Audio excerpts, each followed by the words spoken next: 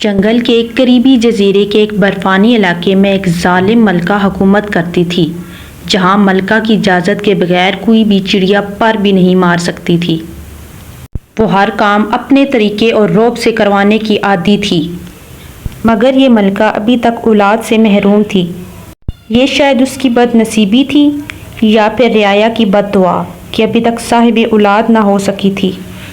پھر ایک روز ایک ایسی انہونی ہوئی کہ کسی کو اس پر یقین نہیں آیا۔ ملکہ کے ہاں ایک خوبصورت سی نرم نرم پھولے پھولے گالوں والی گڑیا نے جنم لیا، جو اتنی خوبصورت تھی کہ جو بھی اسے دیکھتا دیکھتا ہی رہ جاتا۔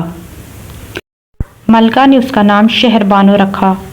دن گزرتے گئے اور شہربانو بڑی ہوتی گئی، مگر ایک حیرت انگیز بات یہ تھی کہ اولاد کی دولت پا کر بھی ملکہ میں کوئی تبدیلی نہیں آئی، بلکہ وہ پہلے سے زیادہ مغرور اور ظالم ہو گئی۔ شہربانو بھی اپنی ماں کے رویے سے کبھی کبھی بہت زیادہ پریشان ہو جاتی۔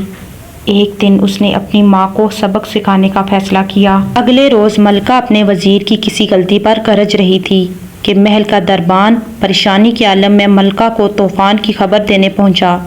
یہ سن کر وہ سخت پریشان ہو گئی۔ اب تو اسے اپنے سب ظلم یاد آنے لگے جو اس نے رعایا پر ڈھائے تھے۔ طوفان محل کے قریب پہنچ گیا۔ یہ دیکھتے ہی ظالم ملکہ نے اپنی رعایا سے معافی مانگنا شروع کر دی۔ جب شہزادی شہربانو نے یہ دیکھا تو مصنوعی طوفان کو ختم کر دیا۔